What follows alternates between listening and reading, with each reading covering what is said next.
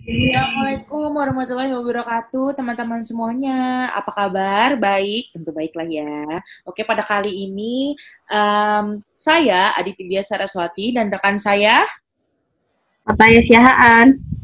akan menjelaskan mengenai penelitian studi kasus.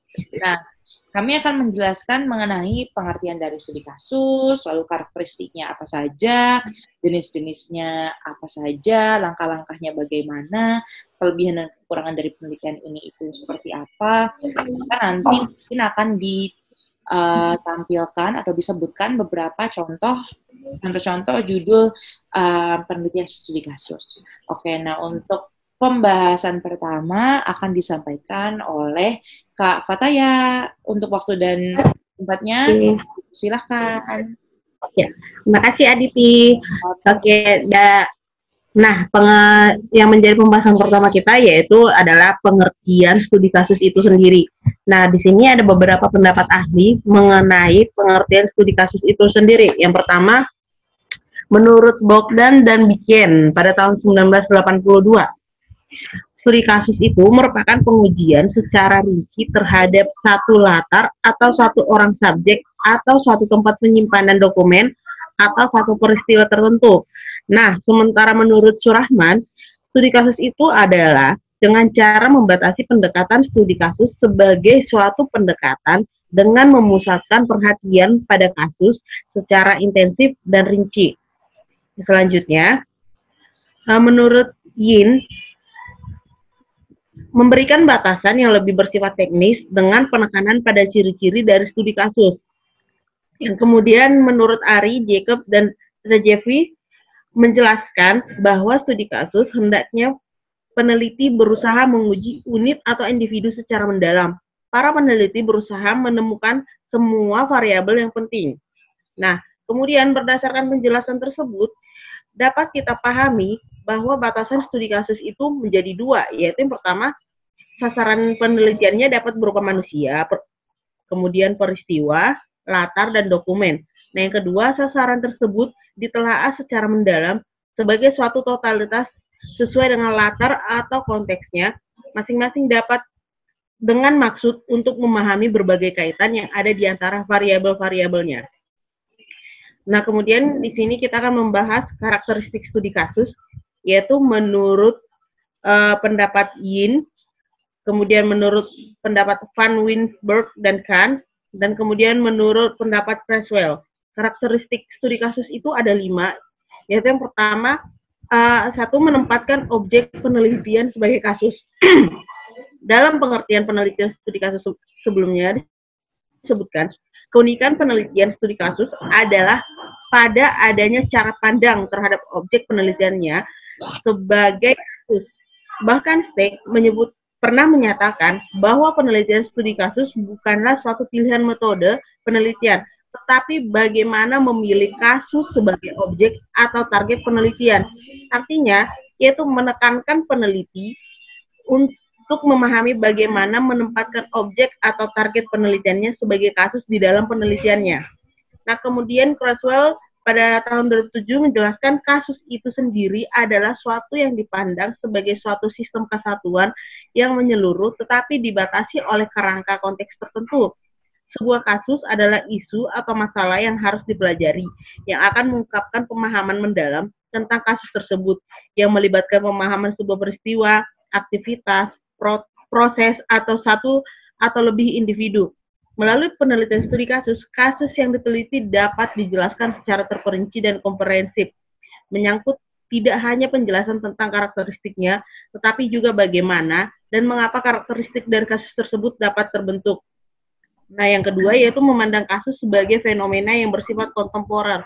Artinya di sini bersifat kontemporer itu berarti kasus tersebut sedang terjadi atau telah selesai terjadi, tetapi masih memiliki dampak yang dapat dirasakan pada saat penelitian dilaksanakan, atau yang dapat menunjukkan perbedaan dengan fenomena yang biasa terjadi. Dengan kata lain, sebagai sistem yang dibatasi, penelitian studi kasus dibatasi dan hanya difokuskan pada hal-hal yang berada dalam batasan tersebut. Pembatasan dapat berupa waktu maupun ruang yang terkait dengan kasus tersebut. Nah, yang ketiga yaitu dilakukan pada kondisi kehidupannya sebenarnya atau kehidupan nyata. Seperti halnya penelitian kualitatif, pelaksanaan penelitian studi kasus ini menggunakan pendekatan penelitian naturalistik. Penelitian studi kasus ini menggunakan salah satu karakteristik pendekatan penelitian kualitatif, yaitu meneliti objek pada kondisi yang terkait dengan kontekstualnya. Dengan kata lain, penelitian studi kasus ini meneliti kehidupan nyata yang dipandang sebagai kasus. Kehidupan nyata itu sendiri adalah satu kondisi kehidupan yang terdapat pada lingkungan hidup manusia, baik secara individu maupun anggota kelompok yang sebenarnya.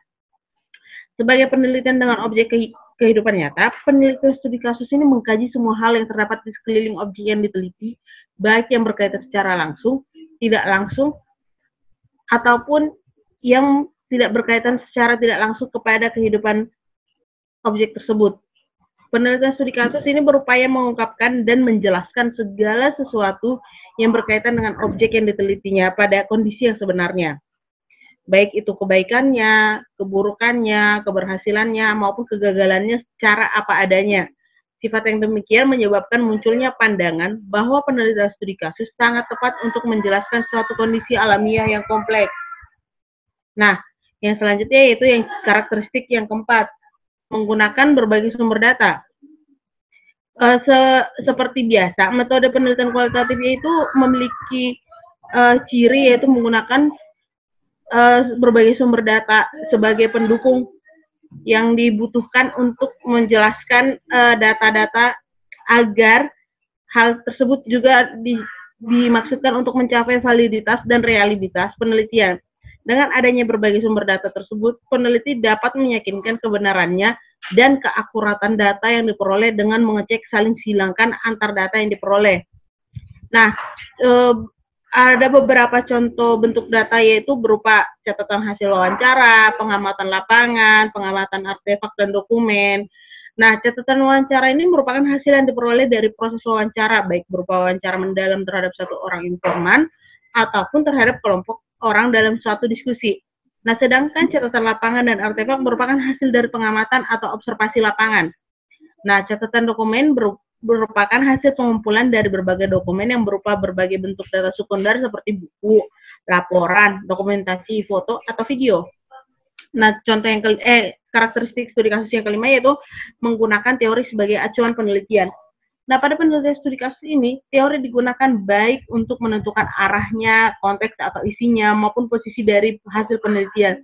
Kajian teori ini dapat dilakukan di bagian depan, tengah, belakang proses penelitian. Nah, pada bagian depan ini, teori ini membangun arahan dan pedoman di dalam menjalankan kegiatan penelitian. Melalui pemanfaatan teori tersebut, peneliti kasus dapat membangun teori yang langsung terkait dengan kondisi kasus yang ditelitinya. Kesimpulannya, konseptual dan teoritis yang dibangun melalui penelitian studi kasus dapat lebih bersifat alamiah karena sifat dari kasus yang alamiah seperti apa adanya tersebut. Nah, pembahasan yang ketiga yaitu mengenai jenis-jenis studi kasus. Boleh dilanjut?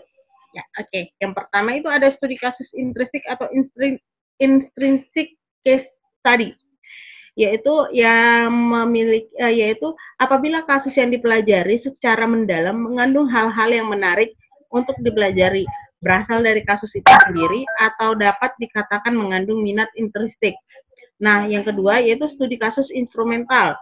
Studi kasus instrumental ini adalah kasus yang dipelajari secara mendalam karena hasilnya akan dipergunakan untuk memperbaiki atau menyempurnakan teori yang telah ada atau untuk menyusun teori baru. Hal ini dapat dikatakan studi kasus instrumental, minat untuk mempelajarinya berada di luar kasusnya atau minat eksternal. Nah, yang ketiga studi kasus kolektif atau collective case study.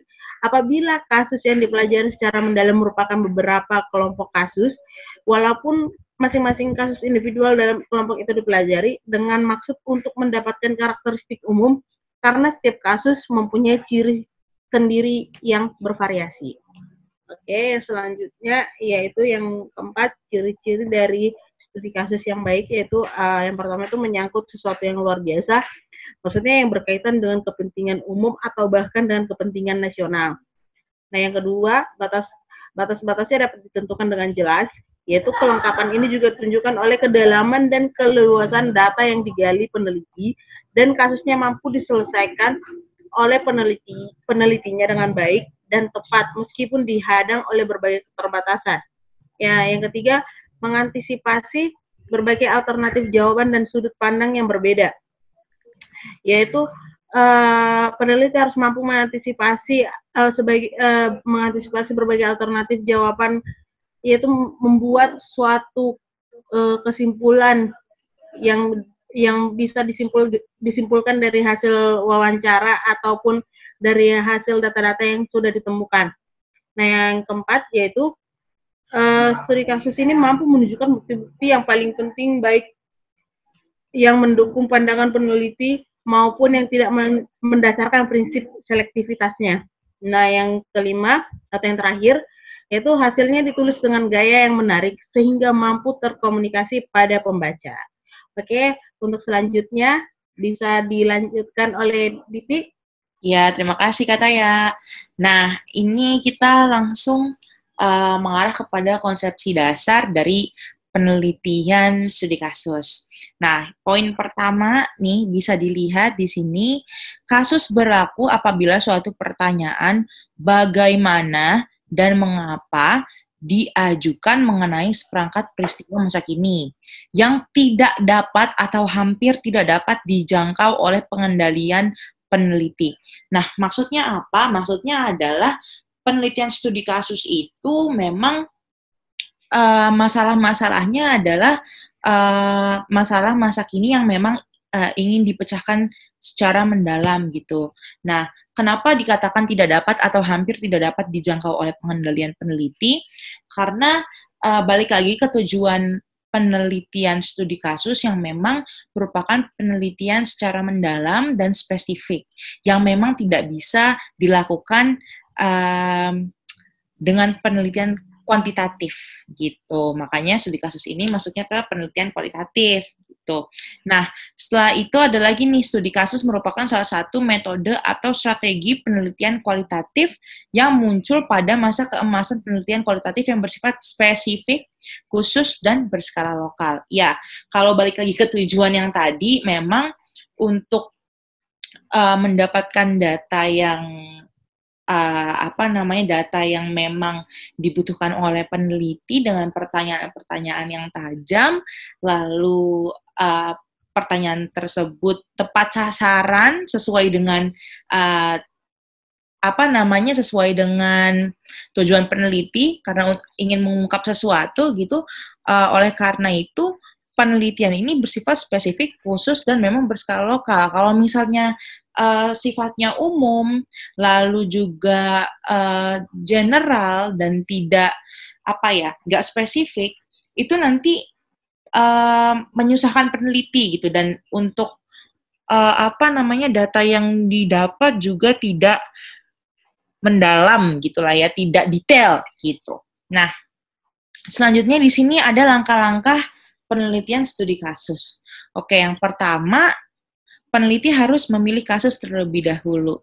Nah, biasanya peneliti ini dalam memilih kasus hendaknya dilakukan secara bertujuan atau proposif gitu. Nah, kasus yang dipilih peneliti ini biasanya menjadikan memilih objek itu biasanya orangkah atau masyarakatkah, atau programkah, atau lingkungan, atau proses, gitu. Dan ukuran dan kompleksitas objek studi kasus juga harus masuk akal, sehingga dapat diselesaikan dengan batas waktu dan sumber-sumber yang tersedia.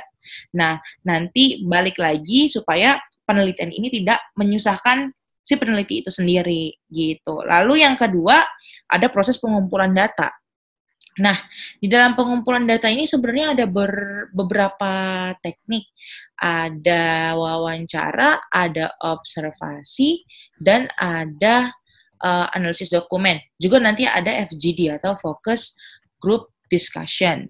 Gitu. Nah, lalu setelah nanti datanya dikumpulkan, nanti dilakukanlah analisis data. Nah, analisis data ini adalah proses di mana setelah data-data itu terkumpul, nanti barulah nih peneliti bisa mengagregasi, lalu setelah agregasi itu nanti diorganisasi, lalu setelah diorganisasi baru diklasifikasikan gitu. Nah, maksudnya agregasi itu apa? Nah, agregasi ini adalah proses di mana si peneliti memilah-milih, maksudnya kayak data yang sifatnya khusus, terus diubah menjadi data yang bersifatnya umum gitu, sehingga nanti kelihatan nih pola penelitiannya itu seperti apa. Nah, setelah itu baru diorganisasikan. Nah, maksudnya diorganisasikan adalah dikelompokkan gitu. Misalnya dikategorikan kayak sesuai samakah, misalnya umurnya samakah nih si objek yang kita teliti, atau mungkin kronologi kejadian kronologi kejadian yang menyebabkan masalahnya sama nggak nih gitu. Nah, itu nanti dikategorikan gitu. Nah, setelah itu baru kalau misalnya dirasa semua udah selesai nih, nanti kan pasti peneliti kadang merasa aduh datanya belum sempurna nih. Nah, kalau misalnya datanya belum sempurna, nanti lanjutlah ke perbaikan. Nah, dari perbaikan data ini nanti peneliti terjun ke lapangan, melakukan yang tadi lagi tuh, yang pengumpulan data lagi, baik itu wawancara atau observasi atau analisis dokumen ataupun misalnya FGD tadi. Nah, dalam perbaikan ini kadang ditemukan data-data yang memang belum dapatkan dari data yang sebelumnya gitu. Nah, nanti kan akan dikategorikan lagi nih data-datanya. Nah, data yang baru ini nggak bisa dimasukin dengan kategori yang sebelumnya. Jadi, ibaratnya dia dibedain gitu kategorinya. Jadi, ini tuh data setelah perbaikan, data sebelum perbaikan gitu. Gitulah, ngerti kan maksudnya? Ya begitulah. Nah, setelah dirasa datanya ini sudah sempurna, sudah sesuai dengan keinginan peneliti, barulah peneliti menuliskan laporan. Nah, penulisan laporan juga harus memperhatikan bahasa atau gaya yang akan akan dicurahkan gitu lah, maksudnya cerita-cerita yang dicurahkan itu harus komunikatif, terus juga mudah dibaca, dan ketika tulisan tersebut mendeskripsikan suatu gejala, itu harus jelas supaya pembacanya mudah untuk memahami informasi-informasi yang memang sudah dituliskan oleh si peneliti gitu. Nah, ini metode pengumpulan data. Seperti yang tadi saya bilang, observasi, interview, FGD atau focus group discussion, sama ada tadi analisis dokumen.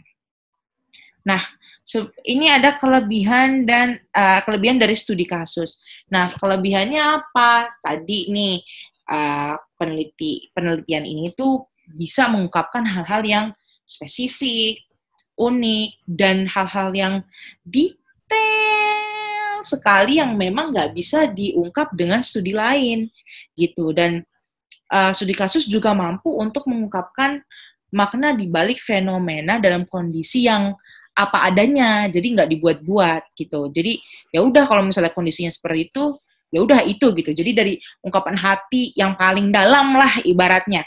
Nah, terus habis itu yang kedua, tidak hanya sekadar memberikan laporan faktual, nah tapi juga penelitian studi kasus ini memberikan nuansa, lalu suasana kebatinan dan pikiran-pikiran yang berkembang dalam kasus yang menjadi bahan studi yang tidak dapat ditangkap oleh penelitian kuantitatif yang sangat ketat.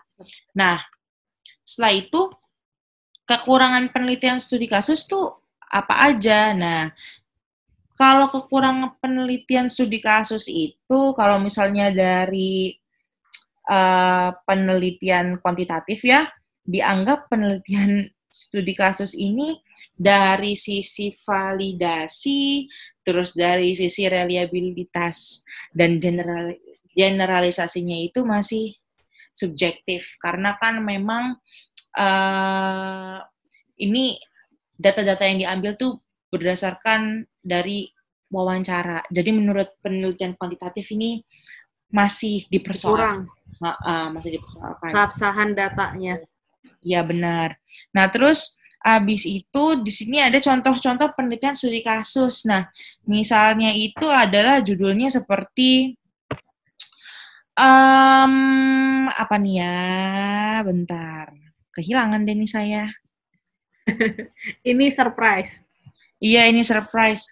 Jadi contohnya itu adalah nih seperti gaya hidup penggemar K-pop atau budaya pop Korea saat mengekspresikan kehidupannya gitu. Nah terus habis itu ada lagi satu lagi remaja putri pelaku seks pranikah. Nah kalau dilihat dari judulnya itu kan memang penelitian-penelitian yang memang kita harus benar-benar secara mendetail kayak nanya nih kenapa nih mereka begitu ya kan, dan memang kalau yang kami lihat penelitian studi kasus ini peneliti dengan objek yang kita teliti itu tuh harus erat gitu hubungannya. Kayak ibaratnya kita mau dengerin orang itu tuh curhat gitu sampai semuanya tuh kebuka gitu ibaratnya ya. Ini bahasa gaulnya nih begini nih begitu. Curhat secara mendalam.